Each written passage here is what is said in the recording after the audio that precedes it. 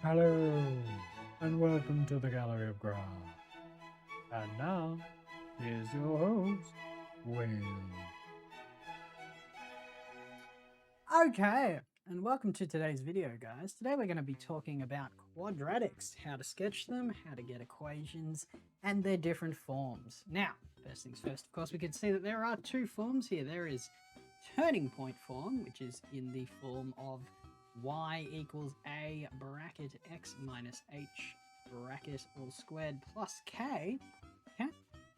And then we also have the polynomial form, which is going to be our normal sort of quadratic equation format, which is going to be ax squared plus bx plus c. See, that's right.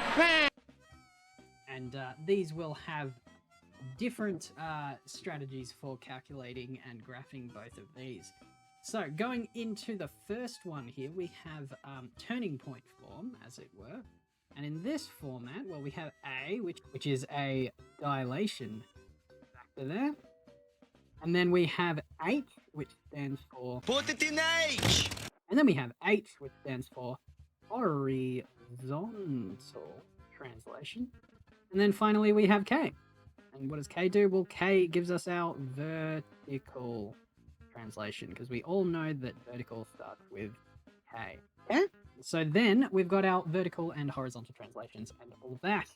So then, well, how do we go about graphing one of these? Well, before we do that, let's look at what all of these different things do over in Desmos.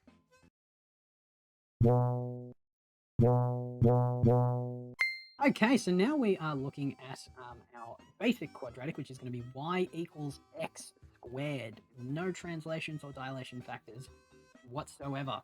And of course, well, when we have x equals 0, 0 times 0 is going to be 0, right? And if we then go up to the right here, we're going to get when x is 1, y equals 1 squared, which is 1. When x is 2, y will equal 4, because 2 squared is 4. Crazy stuff.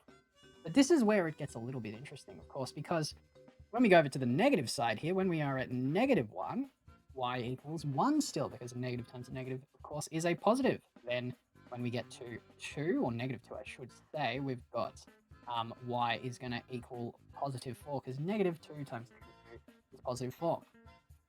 So, with that out of the way, we can sort of understand how the graph works. Now let's get into what the dilation factor does. So A, the thing outside the front of the brackets there, if we get a dilation factor that is bigger than 1, we get a thinner graph. And this is because, well, all of a sudden, when x equals 1, y is going to be equal to 2 times 1 squared. 1 squared is still 1, and 2 times 1 is 2 now.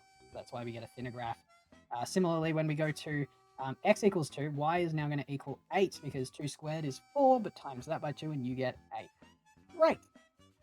Then, well, alternatively, when we get a number that is less than 1 for our dilation factor, we get a fatter graph. He's a little bit of a porker. The fatty boon batty. Yeah, it is dilating away from the y-axis. And so, essentially, this is because, well, when we go to 2, right, for example, when we have x equals 2, that's going to be 2 squared, which is 4. Half of that is 2.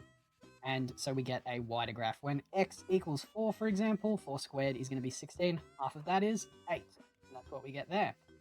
Great. And then finally, so these are all what I like to call happy graphs, because we have a somewhat of a smiley face going on here with our quadratics.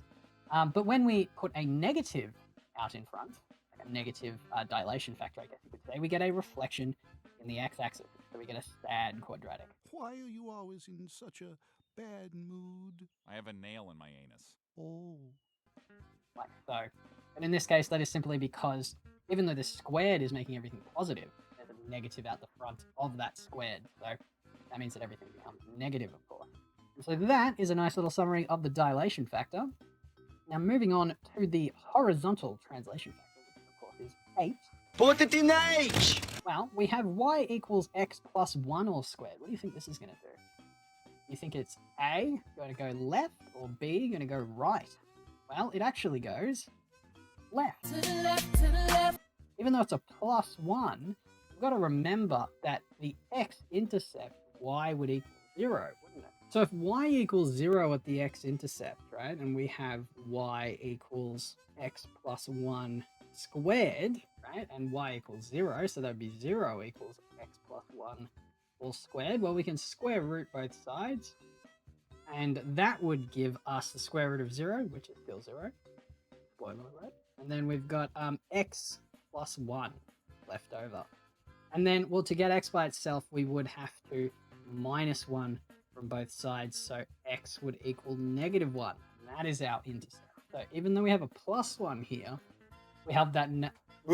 Even though we have a plus 1 here, we have that null factor law kicking in, giving x the inverse sign to whatever the translation is.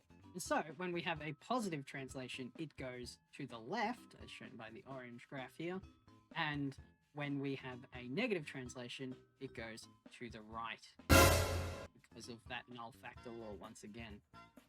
So with that in mind, of course, if we were to change our translation, make this a 2, for example, well, the orange graph is now at negative 2 for x, and if we were to make this, I don't know, negative 5, for example, well, then you can see, of course, that it goes to 5x there. And that is basically how the horizontal translations go. The next thing we're going to look at is k, or the vertical translation. Okay? And for k, well, if you have a positive, it goes up. And if you have a negative, it goes down. Pretty self-explanatory. So you can see that we are at 1 for y, and then negative 1 for y when it goes. There's a negative 1 there. Of course, if you change the number 5, and I don't know, let's go 3, you can see that, of course, it translates pretty much 1 for 1 there. So negative 3 now for the negative 3 value for k, and 5 for the positive 5 value for k. And so that is how the vertical translation occurs. And so the keen eye among you there would, of course, have realized that the h and k value are going to be part of sketching one of these graphs. The dilation factor also is, but to a lesser extent. Now, when we are sketching a y equals a x minus h squared plus k graph, also known as a quadratic in turning point form, the first thing that we have to understand, of course, is that the turning point is going to be, well, the x coordinate of the turning point is going to be equal to h. So x equals h, and this is known as the axis of symmetry. Is it important? Sort of. It's basically, well, if we had a quadratic here, it would be the part that chops it in half. Yeah? So that's going to be our axis of symmetry, or AOS for short there. Now, when it comes to drawing a quadratic in turning point form, the real thing that we need to find is the turning point, which is short. We're going to use TP for short there, not toilet paper, but turning point.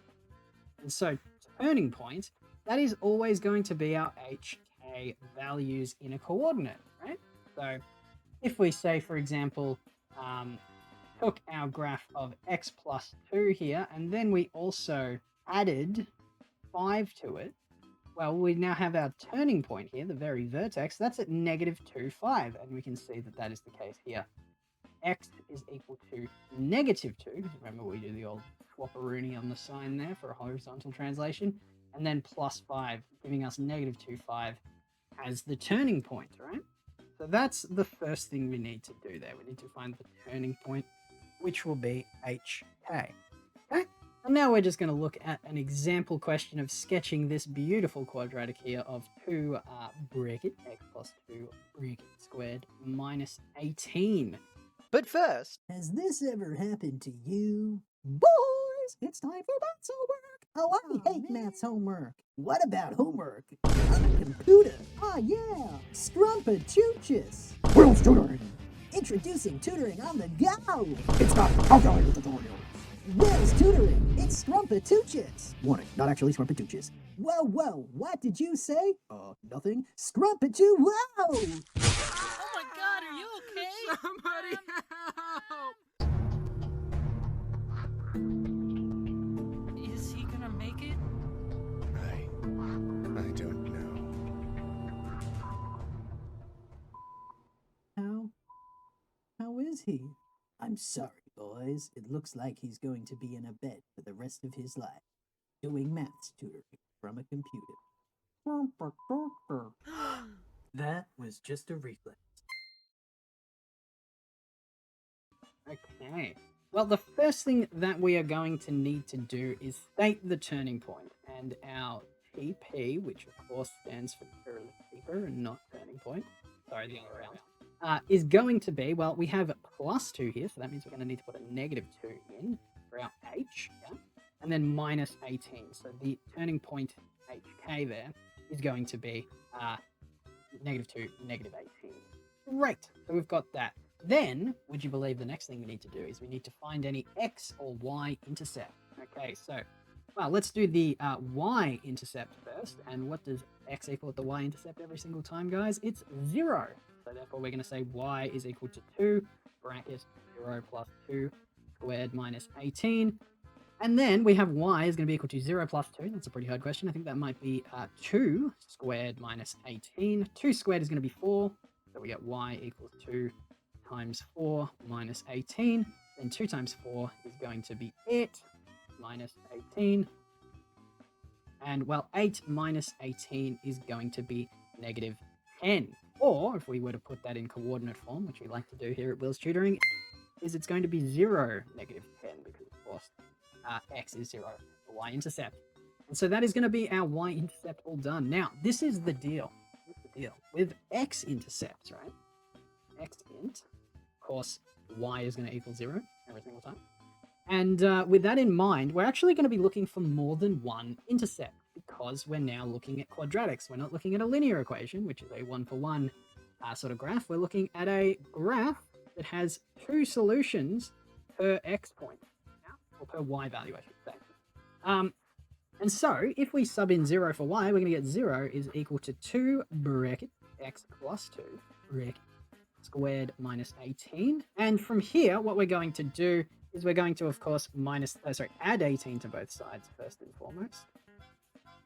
And we would then get 18 equals 2 bracket x plus 2 squared.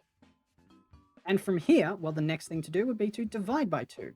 And so then dividing by 2, we get 9 equals x plus 2 all squared. And so after that, then we need to square root 9. Now, this is where it gets a little bit interesting, guys, because, of course, as we can see from our quadratic here in our base format, if we were to square root 9, 9's here, we would get -3 could be a solution because -3 times -3, of course, is going to be 9.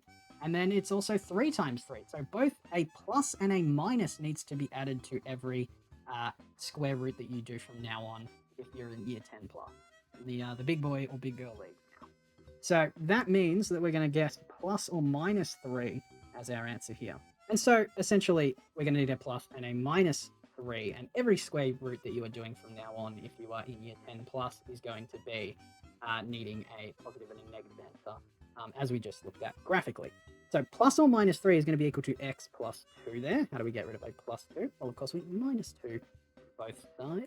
And so then, what are we going to get? We're going to get x is equal to, well, that would be -2 plus minus 3.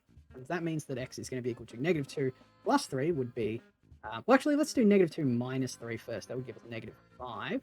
And then if we were to go -2 plus 3, that would give us 1. So if we were to put that in coordinate form, we would have -5, 0. We would also have 1, 0. And so then that is going to be our x-intercepts, our y-intercept up here, and then finally our turning point there.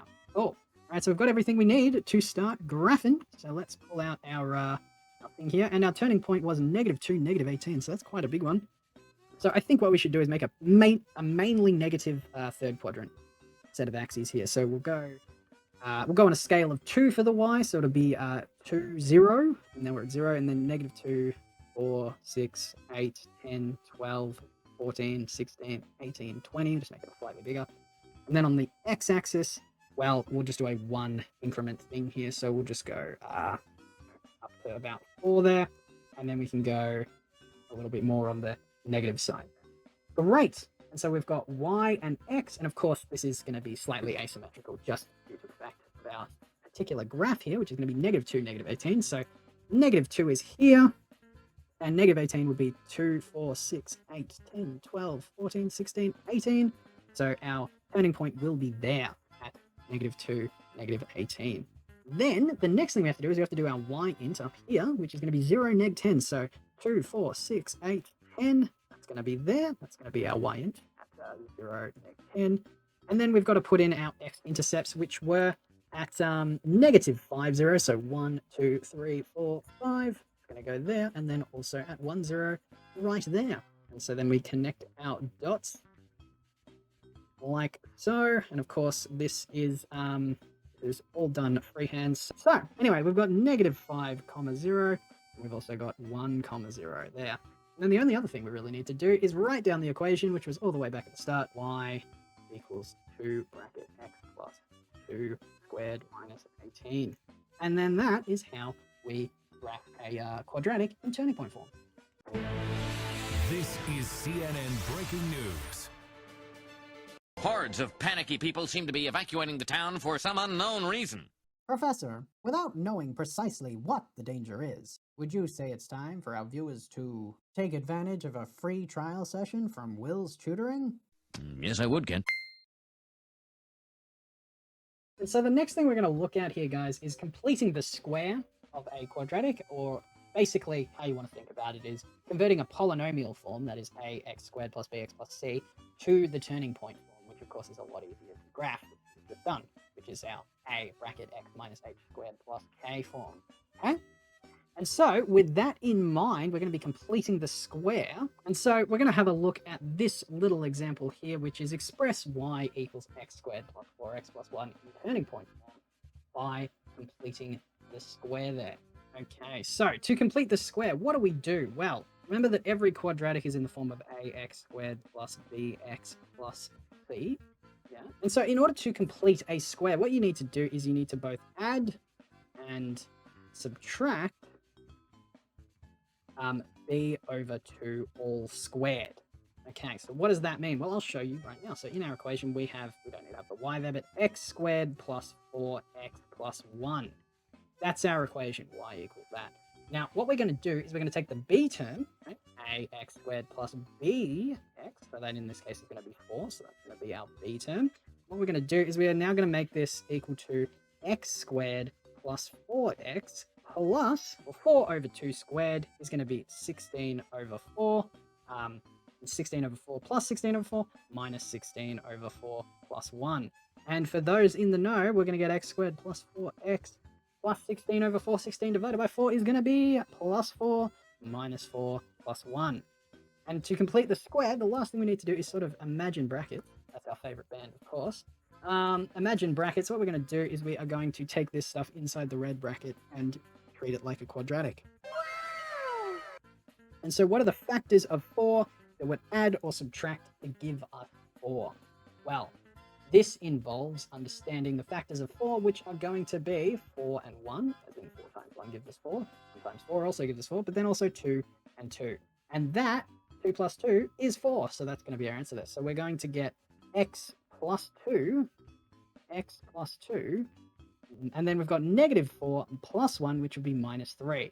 This then simplifies to x plus 2 all squared minus 3, and that is our completed square version of the original equation, which was x squared plus 4x plus 1. So we'll whack a y equals in front of that, and then that would give us our answer there. And we could then go on and graph that.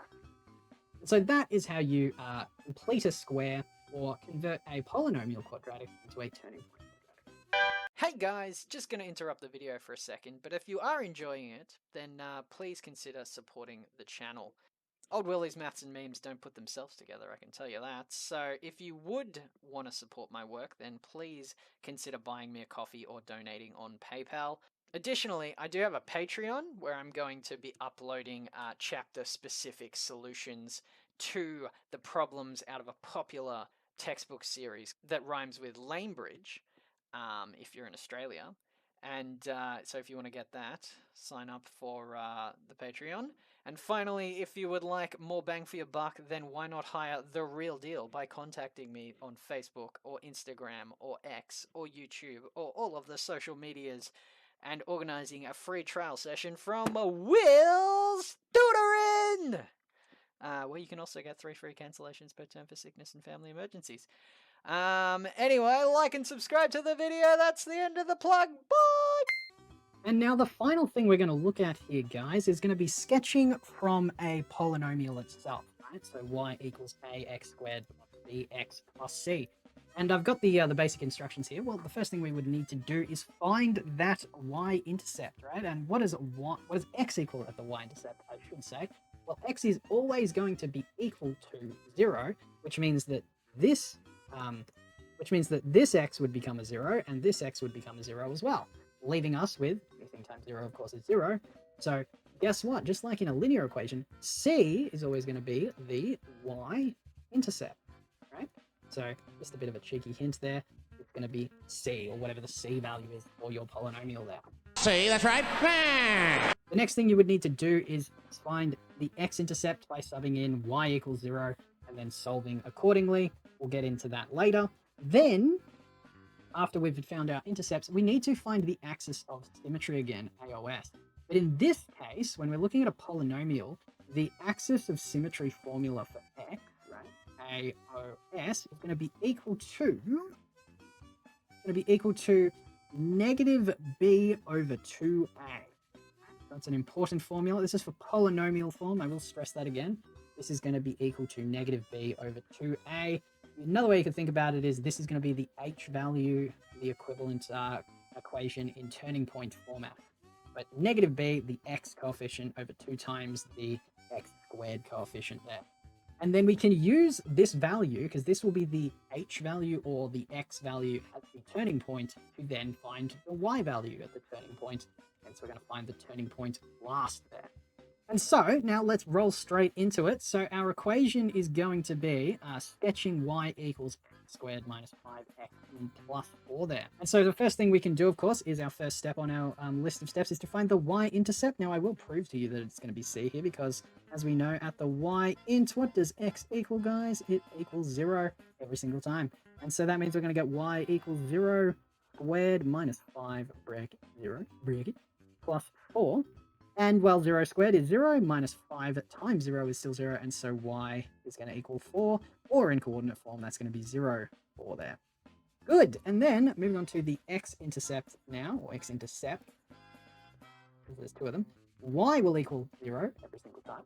And so that means that 0 is going to be equal to x squared minus 5x plus 4 there.